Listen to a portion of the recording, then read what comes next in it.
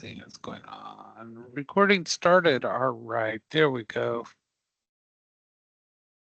Make sure that's going.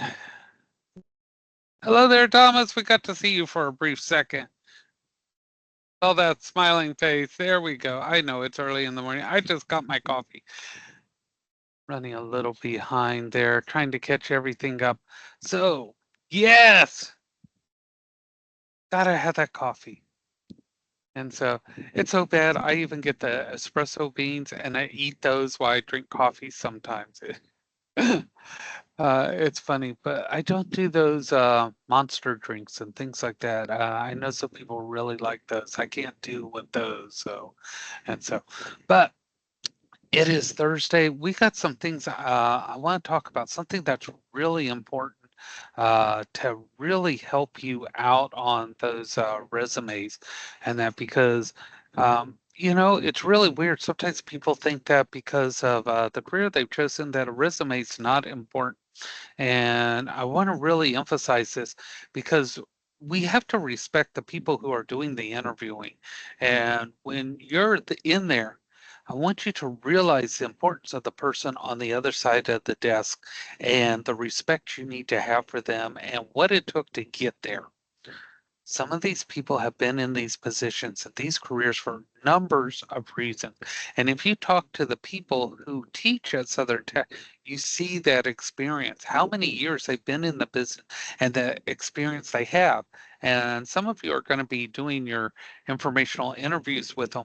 And I'm so excited about that because you get to find out more than what they just tell you in the classroom. You get to pick their brains and that. So when you go in with those interviews, number one, I want you to realize the person in control of the interview is actually you. You drive the interview. You're not just sitting there and taking it. Okay. You control the interview. And this is kind of flipping it. I want you to start thinking about at all times, you can get up and walk out. So you have control of the interview at all times. You drive your career, you drive the interview. You are there to decide if this is the place I want to work. Are they right for me? Now that's reverse of what we think. We think we're going in there and begging for a job. No, stop thinking that way. Start thinking, are you right for me? Is this what I want to do? And you tell me why I should work for you. Start thinking that way. You're going to reverse this. You become the control. And we're going to start by looking at things to make our resume help us tell that person, this is why you're going to hire or call me in for that interview. And then I'm going to decide if I choose you. So that's what we're going to start leaning towards. And here we go. We're going to start off with the screen share here. And let me move this out of the way. It's different from this side of the screen because I end up with stuff on my screen that you don't see. And here we go. So we are in week one still. We're at the very end. Like I said, Thursday is our Friday. That's why you see the weekend here. So tomorrow, what I'm going to be doing is any assignment that is in here that is open, I am going to be putting a 0 in. If you have anything that's not completed tomorrow. Okay, so does that mean that's it? You get a 0? No. What that means is, hey, this is your grade currently. As you complete them, I'll be going through and I will be grading them, and then I'll be flipping those zeros to real scores. Now, that doesn't mean as soon as you finish it, there's going to be a grade in there. Okay? That's not the way it works. I have to read every one of these assignments. I have to grade it. So there's going to be a time factor. I have the weekend off just like everybody else that works Monday through. Uh, I actually work until about 11 o'clock at night. I come in about 7:30 in the morning and work up till about 11:30 at night. That's what my days run. I offer support all the way up through there. So I may not see everything this weekend. I try to get to everything this weekend while I have downtime, okay? So I may not see everything, so don't panic. Your stuff will be graded as quickly as I can. Know that if something and say needs to be touched up, etc., I will give you the opportunity to do that. I'm not here to try to give you as low a grade as possible. I'm here to teach you and show you how to learn. I may even tell you this is how you can improve this, but I'm not going to give you points off. That's not my gig.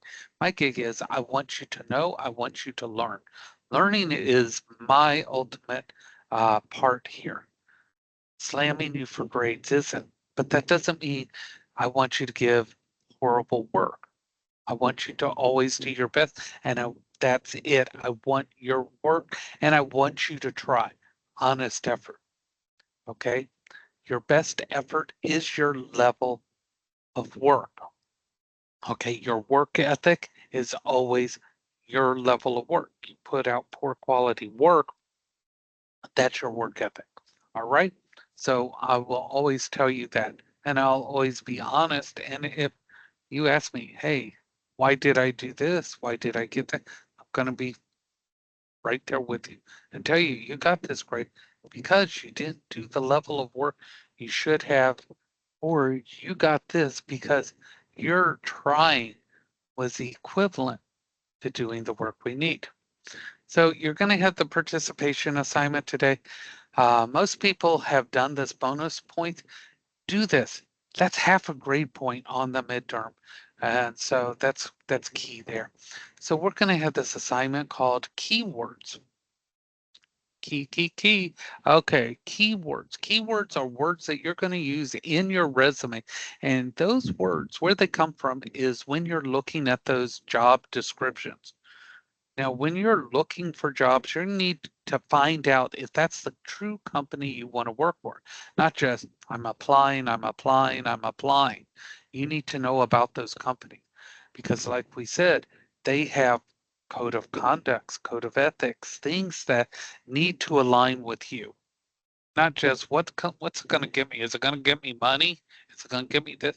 You need to make sure that you're going to fit in with there, or you're going to have a miserable time there and you're not going to last. And if you become a job hopper going from job to job, it's going to start getting harder and harder to get a job or move in your career because these companies are more intertangled than you think. And rival companies, the people who work there who are higher up, most of them are friends with each other. So these two companies might be rivals, but the people who run them, they're best friends. So if you do poorly in one and you go to another to get hired and they see where you've worked before, they're going to pick up that phone and they're going to call their friend at the place where you worked, even though they're rivals. Okay? Companies need competition because not every company can handle all the work. And if they mess up by trying to take on too much, it's going to ruin their reputation. There's that word again.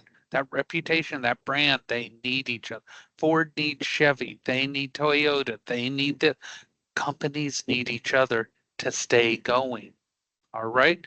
So what we're going to do is you're going to go out there and you're going to look up 3 job postings and you're going to be looking for the hard skills. These are skills that are mentioned in there that are very specific to your career, and 3 soft skills. And I want you to do the best because sometimes the companies are not specifically listing them, they're kind of listing general skills. So do the best you can here, but find 3 of them. And I need the web addresses. So when you go out here and say you're looking for electrical jobs, so you type in here, electrical positions. Okay, so here's one right here. Here's qualifications. Okay, right here. Here's some more.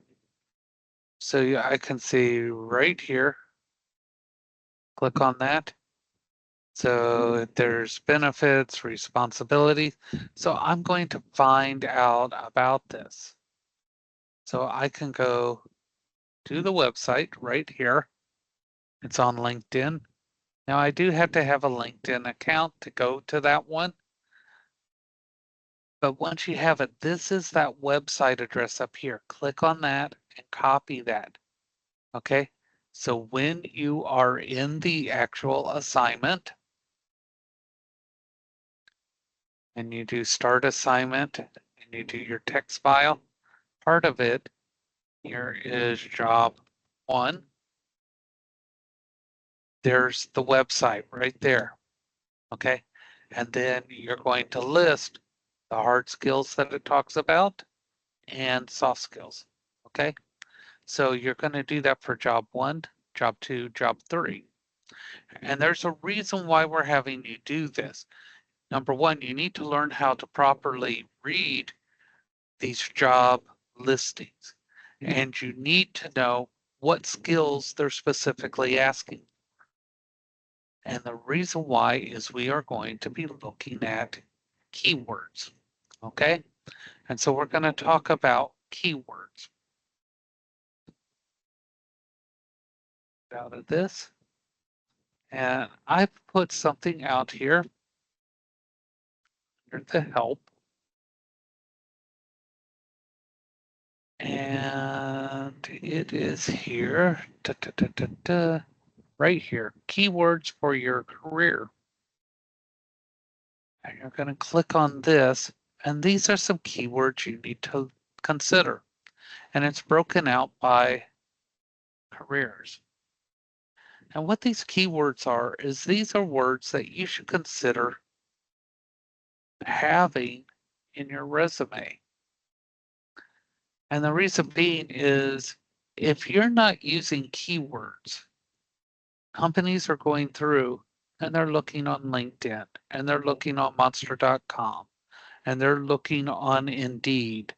And what they do is they post jobs and they do a search for every applicant that they're looking for that meets the criteria. And if they're looking for certain positions, and if you don't have electrical repairs listed on your resume, you won't get selected. If you don't have project management listed in your skills, you will not get selected. The selection criteria goes off of keywords, okay? So if you don't have certain keywords for your career field on your resume, it doesn't matter how skilled you are. It doesn't matter your education. You will never be selected. Does everybody hear that? Everybody understand this?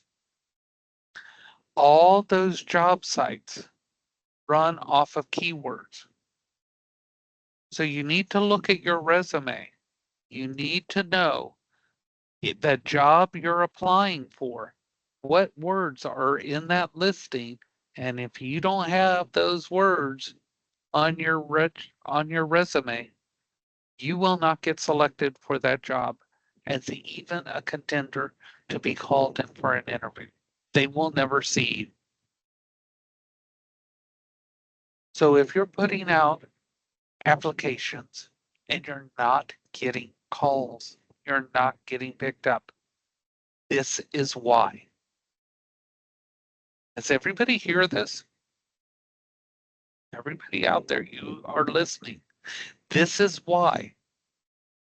It's not that there's something wrong with your qualifications. Your resume cannot get picked up by these selections if you don't have the right words on. I'm not saying it's right. I'm telling you how it works.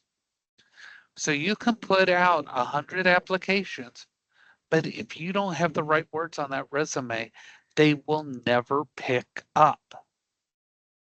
Keywords are important. This is why we are having you go and look at job listings. Look at the words that they use. Make sure those words are in your resume. Make sure when you fill out those online applications that they are used. That's the terminology that's relevant in your career. There are other keywords. These are just examples. And we're going to talk more about keywords. Okay, so everybody sees the importance of these keywords. Trust me, I was not aware of this. We're going to find out more on how you get those resumes picked up. But I was not aware of this originally, and I was filling out hundreds of applications every week, getting zero returns. So learn from my mistakes as well. Okay, I'm telling you from real life experience as well. I botched it up. I messed it up. How many people did not know about these keywords? Did not know that you had to use specific words on your resumes? Anybody did know? Okay, so everybody knew. Everybody's resume is getting picked up. Good. Y'all knew more than I did. Okay, so we're going to get going. We're going to go ahead and start this.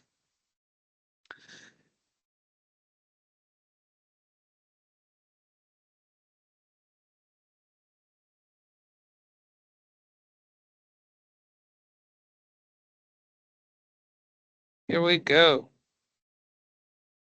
So we're going to talk about the reason why you have that resume, the importance of those keywords, talk about the sections of that resume's types and formats. That format's important. And two examples of non-traditional resumes. We're going to go over that real quick because we don't really use those here so much. And professional references. Okay, so we know that it's a written document and it talks about qualifications, work experience, etc. But the reason for it, it's to convince the potential employer that you match the qualifications right here. Match. So if you're not using those keywords in that job description, you don't match. Okay, you understand you do not match. You will not get picked up. Doesn't matter your skills, doesn't matter your experience. Those words don't match, you will never be seen. And it needs to be updated for each application. So you're going to have a master copy, and then you're going to make a copy and tweak it for each application. And you're telling me, I'm not doing that for each one. Fine. Don't get the jobs you don't want. It takes minutes. So you need to decide which is more important, a couple of minutes to get the career you want, or a couple of minutes to do what? Watch television, goof off. You need to decide how dedicated you are to landing what you want.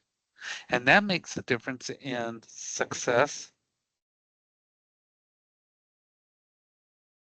or complaining that the good jobs aren't out there. Okay? So we create what's called a resume template. And that resume template, that's going to be your main temp or your main resume. And then you make a copy for each different job. Now they can be very close. Some of them you might be able to use the same one because their job descriptions are the same. But typically you're going to tweak it a little bit for each different job. So the keywords, these are the ones in the position. They can be nouns or noun phrases, and they're trending. So the keywords you use now may not be the same ones a few months from now because they change with your career. They change with what's going on. You should be reading trade publications. You should be looking at what's going on in your career. How many people are reading publications based on your career? You're looking at what's going on currently in HVAC, what's going on in electrical, what is current technology. You need to know because other people are, and if you're not keeping up with what is current, you need to know who the big players are, who's the big company, who is the top in your field. This isn't a learn once and you're done. You need to stay up or you're going to be the person in the position for 20 years and never moves forward. These fields are all changing very rapidly. It used to be wire an electrical outlet.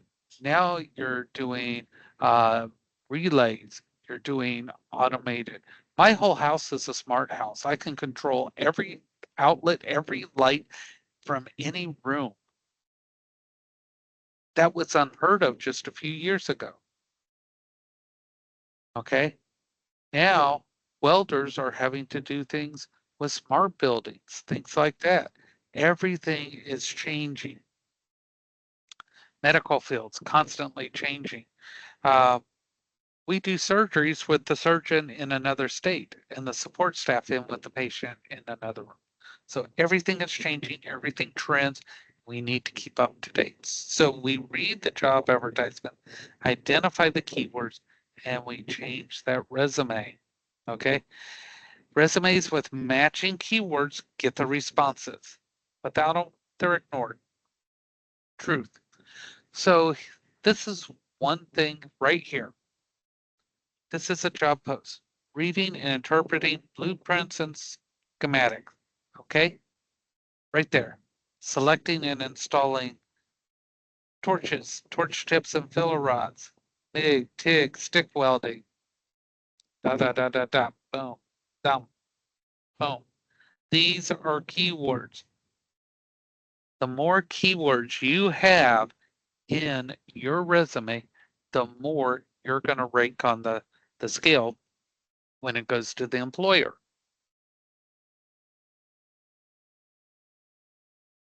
Does everybody see how that works? Yes? All right. It's a game of numbers. The more you score, the higher you go. The higher you go, the higher you go on that interview. The ones with the higher get interviewed first. The ones who get interviewed first are most likely to get hired. And if they get hired, they don't need to interview the other people. This is done with automatic tracking system software. So they get 500 applications. It comes through this automatic tracking software, and boom, it only pulls out the ones with the highest matches on those keywords. So you also need to research what are trending keywords in your career field, because that is what they do, use to decide which ones they pull in. So you research your own field. What is trending in your field? That's how you get this keyword. You talk to people in your field. Those interviews, like the one we're having you do, that's how you find keywords. Stay up to date. Keep your education current. Now, your resume is going to be broken into sections. You're going to have a heading, a summary, skills, experience, education, and then there's optional sections. Okay, those optional sections could be if you do volunteer work, or those of you who've got a long military history, this is where that section goes, because that's still relevant and important, but it doesn't go in the others. This is where you put all that specialty information down there. So your heading, it's your full name, phone number, email address, and geographic location. Like you could put Orlando, Florida, but you don't put your street address. No street address. That's a security issue. We don't do the full street address anymore. Okay? So your legal name, geographic area. This not full street address, but you can put the city. Okay? Telephone number, personal email address, social media accounts like LinkedIn, etc. Now the summary section, this is going to give them a quick glance at you. Okay? A brief description. This is where you put what we call your personal commercial,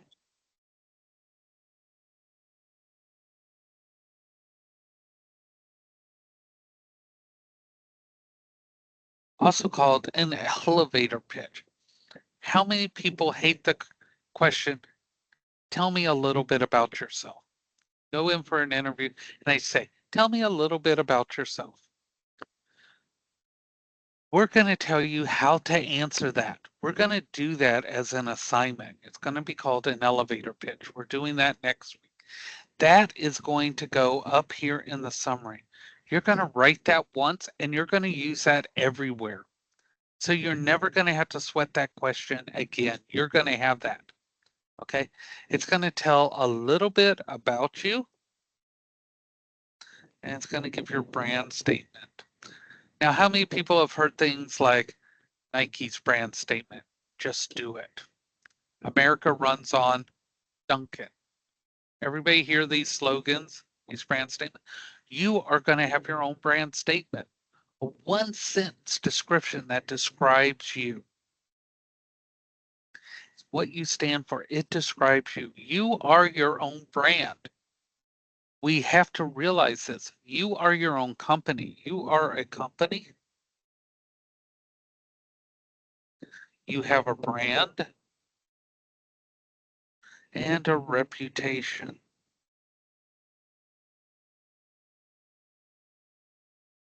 You are in control of all of those, and you need to work on it and protect it.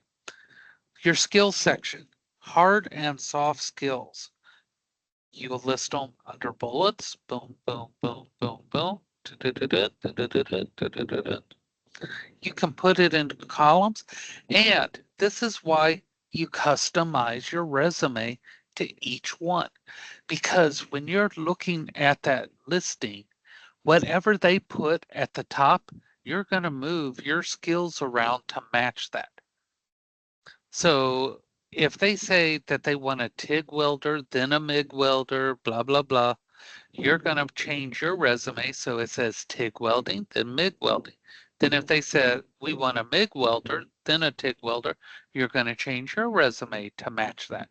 You're going to flatter them. You're going to put everything in the order.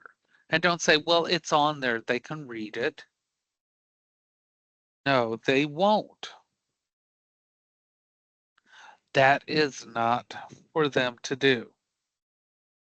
I got my pencil too close to the screen there and it was rotating. Okay. Put it in the order that they want it. And right here, skills should reflect those keywords. Phrase it in the way that it is listed in the job advertisement. And this, look at this word right here, honesty. Always be honest. Don't lie on a resume. How many people have heard say, well, it's okay to add extra onto your resume? People do this and then they get called out on it and they can lose a job. Don't do that. Okay, now your education. If you're no longer a student, you list your most recent, et cetera, et cetera.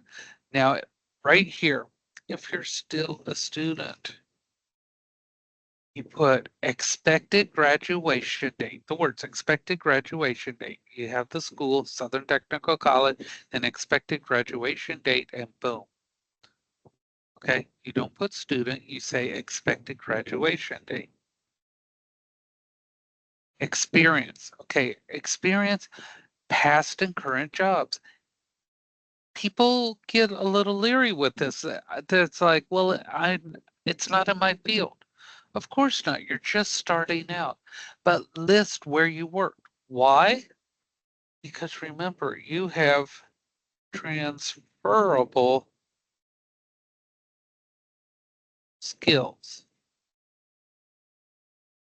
You have those people skills, those logic skills, those math skills, all those skills you've learned in those other jobs, they pass. Okay. And some of those keywords in that job description will still come through and match from these other jobs. You still list them. Now, there's different types of formats, and those are timeline, skill-based, and combination. Okay. And they sound just like they would. A timeline riff is specifically that. It's chronological. You use this if you have more experience over anything. and you put your most recent jobs at the top. Skills, you do that. You put your skills or your functions that you know at the top and you list those. Okay. And this is best if you don't have a lot of experience. Okay. Or if you have gaps in your employment. Sometimes people have reasons why there's gaps, and it's okay to have gaps. Having gaps in your employment, you may get questioned on it, so answer honestly why there is a gap. Don't try to make things up. Now, combination, that's where you have both timeline and skills. And this is where you're trying to show, I've got these skills, and then this is my jobs. And and then you have your job listing. This is the most common one that we are using is the combination one. You're showing the skills you've learned in education, then your experience and your education at the bottom. All right. Now, this is something that's real important. How do you save your resume? There's a reason to save it in different formats. Okay. So when you save your master document, okay, the one you are working on, okay, save it as a doc, okay, a Word doc, okay. When you're sending it to somebody, you do not save it as a doc. You save it as a PDF. The reason why you save it as a PDF is when they get that, your formatting stays the way you want it. If you send it to them as a Word document, the formatting will change according to their system, and you don't want that. The other thing is sometimes it goes to somebody other than the person you want it to first. Sometimes those people want somebody else hired and not you. They could potentially change your document. Send it as a PDF. It will keep it intact and protect it from changes. Now, how many people upload their resumes to Indeed, Monster, etc.? Anybody upload their resumes? Okay, before you upload it, take your resume, save it as plain text. Okay, there's an option to save it in Word as plain text. When you upload it to Indeed, etc., Indeed's going to take that document and it's going to populate almost everything for you. It's going to put in your name, your address, this and that. You're going to have almost nothing left to fill out on that application. Okay, that's the purpose of that. This plain text will fill out almost all those online applications for you. You will have very little to correct or fill out. So there is a reason for each one of these formats. All right, everybody understand why we save them in different formats. There's a reason for it. Yes, save yourself a lot of time and headaches. Now, non-traditional resumes, those are typically web-based and visual. Those are more for the arts and places that are real creative. And if you're going to become like a welder that does art formats, this might be something for you. Or if you're looking to become a more creative electrical person where you're doing lighting displays, things like that, then you might consider using a web-based or a visual type resume where you're going to show that. And that's where everything is literally created on the internet. You create either a web page, etc., and that will be an interactive resume. Okay. Now, before you send that resume out, proofread it. I can tell you right now, I know of a hospital where they get resumes in and they sit down, they go over them as a group in that department. And if there's misspellings, things like that, they get a good laugh and that person's immediately out of there. They will not consider them. Spell check. It's built in. Check that. Read the lines out loud or have the program read it. Google Docs, Word, all of them. You can have it read it out loud, and as it's reading, listen to it. It'll tell you, you'll hear it if it doesn't sound right. Check your formatting. Make sure that something weird didn't happen. Words get thrown into strange columns, things like that. Use a checklist to make sure you've done all that. Now, how many people have references? Everybody got references that they're going to use? Yep. Okay. When you're using a reference, you can have personal references and professional references. A personal reference can also be a professional reference, provided they know your skills, talents, and they're willing to recommend you on those. Make sure everybody you use as a reference knows you're going to use them. Okay? Give them a heads up so they will act professional as well. But a professional reference, they need to know your work. Okay? So make sure that they have those. And when you go for your interview, have that list ready. And it should look like this. It should have your information at the top, the same as your resume. And then down here, you'll notice you have each person listed, their title, where they work, including their address, the phone number, and email addresses if possible. This is what a professional reference document should look like right here. Okay. Does everybody understand everything that I've gone over today as far as in keywords, references, formatting, and why we do those? Everybody good? Should see thumbs up across the board. I'm watching. I'm not seeing everybody out there. Looking. All right. Okay, so for today, I want to know what 3 unique different things you learned about resumes today.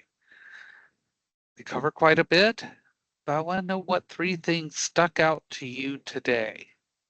This is your foot in the door. This is the first thing, your first uh, contact with an employer, your first impression that they're actually going to have about you.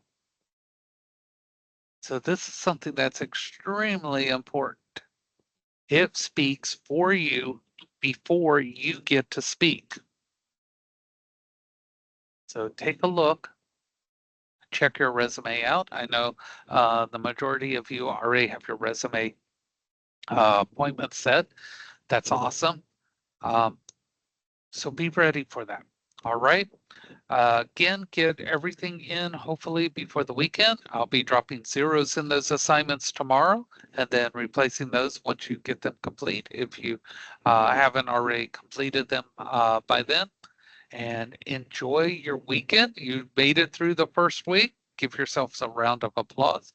And we will see you Monday at 10 a.m. Have a good one. Thank you, Kyle.